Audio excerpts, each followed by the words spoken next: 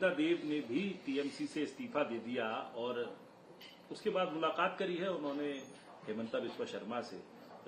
लोकसभा के 20 सांसद पहले ही जो है राह अपनी अलग कर चुके हैं। अरे ये सारे जो नाम आप जिक्र रहे हैं तो पहले से ही जहां अफसर मिलते हैं वहां दौड़ते हैं। किसी एक बड़े कांग्रेस की नेता की बेटी होने की चलते हर जगह जान पहचान तो थी और बस उसको इस्तेमाल करते हुए कभी कांग्रेस पार्टी की एमपी, कांग्रेस पार्टी के महिला प्रधान, राष्ट्रीय महिला प्रधान, कभी टीएमसी, अभी टीएमसी से बीजेपी। तो ये अवसरवादियों के बारे में क्या कहें, मैं कहीं भी जा सकते। लेकिन सर एक और चीजें देखने को मिल रही हैं, डेवलपमेंट कहें आयु कहें कि अब ये चीजें हैं कि ममता बनर्जी मुलाकात करती हैं सोनिया गांधी से, अभिषेक बनर्जी मुलाकात करते हैं राहुल गांधी से। इन मुलाकातों के मायने क्या समझे जाएं? देखिए मैंने कैसे बताऊं आपको, हमारे पार्टी के सारे नेता है। राहुल गांधी सुनेगा ना, हमारे पार्टी की सबसे ऊंचे कद के नेतागण है। दूसरे पार्टी के कोई नेता उनसे मुलाकात कर ही सकते हैं। ये तो जान पहचान सबके साथ सबके है। तो इस दरमियान किससे क्या बात हो रही है मैं बाहर से कैसे बता सकते।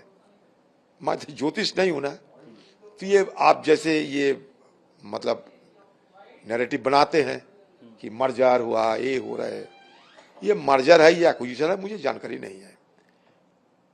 और बंगाल के साथ इससे जुड़े हुए हैं। शायद जब ये फैसला होगी औपचारिक तरीके से, कुछ विषय पे अगर फैसला हो तो हम सबको संज्ञान में जरूर लिया जाएगा। उस समय हम कुछ बता पाएंगे ये क्या है क्या नहीं है, क्या सफेद है क्या काला है। मुझे जरा सा इस बारे में कोई मालूम नहीं है, भनक तक नहीं है क्या हो रहे हैं। बिल्कुल सर, आपने बात जो कही, कांग्रेस का एक कल्चर है कि स्टेट यूनिट का कहीं अलायंस तक भी होता है तो वो स्टेट यूनिट को हमेशा, इससे पहले भी आप लोगों का जब संज्ञान में लेते हैं, तो आपको लगता है कि इस तरह की चीजें होंगी और आप लोगों को बिल्कुल मुझे तो लगता है लेंगे, शायद ले सकते हैं। हाँ। बाद में ले सकते हैं। हाँ। हमारी तरफ से अगर कभी कुछ पूछा जाए तब मैं कहूंगा, लेकिन अभी जरा सा भी मुझे पता नहीं है। मैं सिर्फ और सिर्फ अंधेरे में ही हूं। आप लोगों की जुबानी से मैं सुन रहा हूं, मुझे अपने तरफ से इस बारे में कोई जानकारी नहीं है। टीएमसी के हालात कैसे लगते हैं आपको भी, जो बंगाल में टीएमसी के हालात आप सब देखते हैं। ये सारे पार्टी बिखरते जा रहे हैं। सारे पार्टी के बड़े बड़े कद्दावर नेतागण इधर उधर भाग रहे हैं। आप तो देख रहे हैं घबराए हुए टीएमसी पार्टी। ये भी आप देख रहे हैं कि इतने दिनों तक तो कांग्रेस पार्टी के नेतागण के साथ मुलाकात करने की कभी जरूरत नहीं समझे वो लोग। अभी इन लोगों को लगते हैं कि नहीं अभी करना चाहिए, हो सकता है। आखिरी सवाल सर आपसे, आज एक बड़ी नेशनल लेवल पे भी चीज हुई। प्रधानमंत्री जो है 12 साल उनके पूरे हो गए और पंडित नेहरू का जो रिकॉर्ड था लॉन्गेस्ट सर्विंग प्राइम मिनिस्टर का, वो भी आज सरपास कर गए। और उसके बाद तमाम मंत्री जो है, कोई मंदिर जा रहा है और इस बात को जो अप्रिशिएट किया जा रहा है कि, और एनडीए की पूरी बैठक हो रही है। इसको कैसे देखते हैं, मेरा ये आखिरी सवाल आपसे। देखिए हमारा देश में बहुत सारे प्रधानमंत्री बने पहले भी। हाँ जरूर नेहरू जी की समय सीमा प्रधानमंत्री पद के लिए, उससे मोदी जी आगे निकल रहे हैं।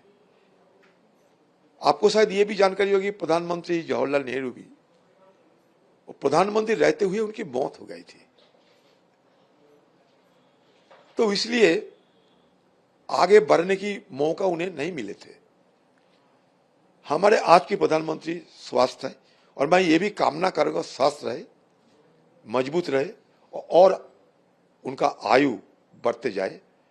लेकिन मैं तुलना किसी के साथ नहीं करना चाहते, क्योंकि ये तो होना ही था। कोई 12 साल किए तो उससे ज्यादा और कोई प्रधानमंत्री आ सकते।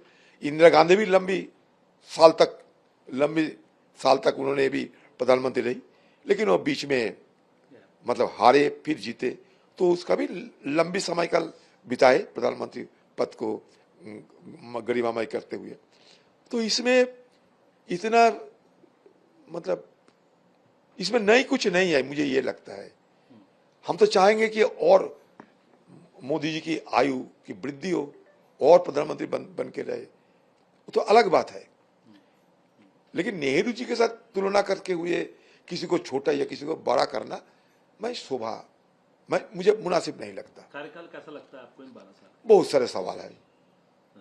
इनका ये सवाल तो एक टिप्पणी में नहीं किया जा सकता। बहुत सारा आलोचना है, सदन के अंदर सदन की बाहर आलोचना करते हैं। बड़े सर्टिफिकेट देने का तो स्थिति में नहीं है।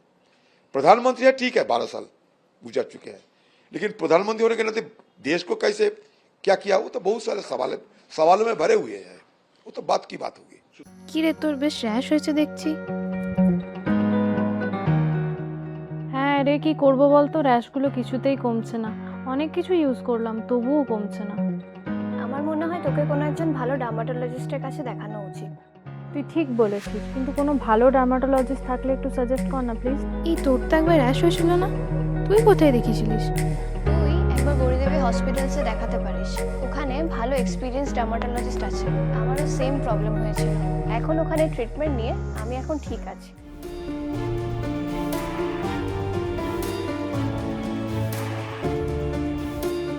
গৌরী দেবী হসপিটাল, রাজবাঁধ, দুর্গাপুর।